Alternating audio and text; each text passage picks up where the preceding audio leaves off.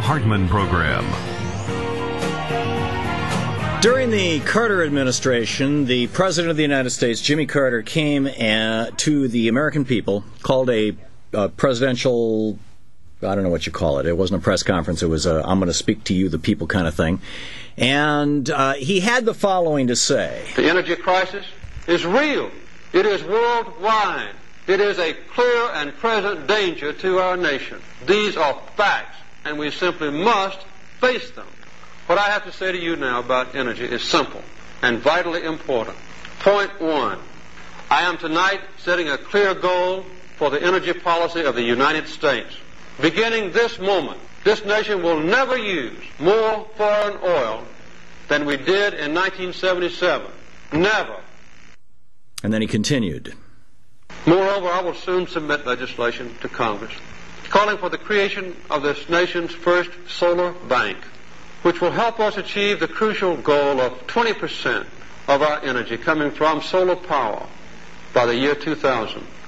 Now, using government statistics that are not in dispute, Amory Lovins of the Rocky Mountain Institute said this about that time. This is a verbatim quote from Amory Lovins. In 1977 and 1985, when we last paid attention to this issue of oil, the economy grew 27%. But oil use fell 17%. Oil imports fell 50%. And oil imports from the Persian Gulf fell 87%. And if we had kept that up for one more year, our oil imports from the Persian Gulf would have become zero. Zero. And yet in 2001, in March of 2001, Dick Cheney is having a meeting in the White House, a secret meeting of his Energy Task Force, where he is carving up the oil fields of Iraq.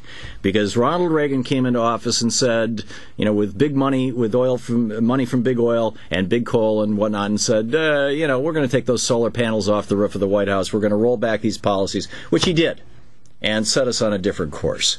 We have with us Dinesh D'Souza, former policy analyst in the Reagan White House, author of numerous books, including his most recent Life After Death, The Evidence, a columnist for townhall.com, DineshD'Souza.com, his website, DineshD'Souza.com. Dinesh, welcome back to our show. Hey, good to be on the show again. Yeah, great to have you with us.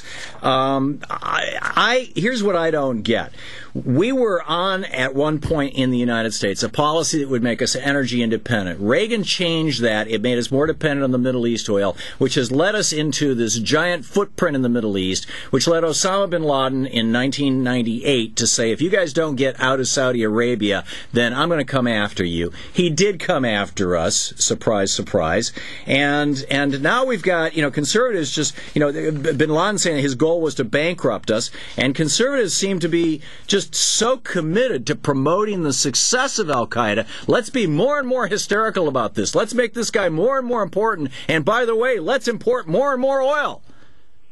Well, you raise a number of things here, and we're not, in quoting the Carter speech, you raise an important issue about our oil dependency. I think what's been fueling the oil dependency, by the way, isn't just foolish policies in the United States. It's also a global economy in which demand for fuel and energy has increased dramatically. Well, that's fine. Let China fight a war in Iraq. Yeah, maybe so, but what America's trying to achieve in the Middle East, I think, is just stability. I mean, it's not even that we want democracy over there. We basically just come want on! Do you really think that we overthrew Ghotsabek, that we installed the Shah of Iran, we overthrew a democratically elected president in Iraq, in Iran? Was it just a coincidence that we did it 6 months after he decided that he was going to kick the American oil companies out and nationalize the oil? No. I mean, look, we obviously have oil interests in the Middle East, just as we have mineral interests in Africa, and we have trade interests in China and India. So I don't deny that that's an important. If it wasn't for oil, we wouldn't be over there. I mean, there's no debate about that. On the other hand, I mean, I think okay, then will you give me that we should lay this at the feet of the administration that you worked in? Because if Ronald Reagan had continued Jimmy Carter's policies, by the last year of his administration, we would not be importing one drop of oil from the Middle East. This, I think, is a fiction because, look, I know a little bit about Amory Lovins' work. I studied some of his stuff when I was at Dartmouth.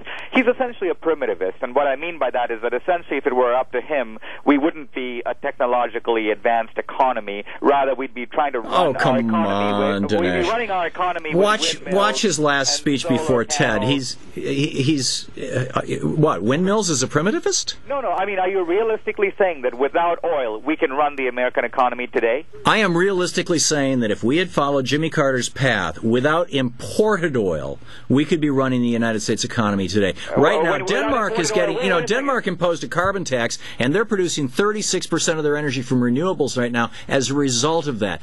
Conserving oil costs 18... Do you support increased oil drilling in Alaska? So if we don't get imported oil, we can get more domestic oil. Or are you against that also? I'm against that also. Absolutely. Right, so we can't get domestic oil. I think it's stupid for us to try to get oil at $80 a barrel when conservation costs $18 a barrel. And if you do it by taxation like the Danes do, it costs $12 a barrel. But if the incentives are right, as you say, you wouldn't need tax policy to drive it. If what you're saying is right... No, the Danes are driving it with tax policy. If it's so much cheaper to do it anyway, why wouldn't it be already happening? Why wouldn't people be making these transitions without government? Because it's only cheaper when you impose those tax policies. But back to my question: why is it that we've got Brit Hume, Bill Kristol, all of these conservatives who are dramatically trying to puff up Al Qaeda? Bin Laden said his goal was to bankrupt America. This is what he said. I'm quoting from CNN, and they're quoting Bin Laden from one of his tapes. Quote, "We are continuing this policy and bleeding America to the point of bankruptcy, Allah winning, and nothing is too great for Allah. We, alongside the Mujahideen, bled Russia for 10 years until it went bankrupt and was forced to withdraw in defeat.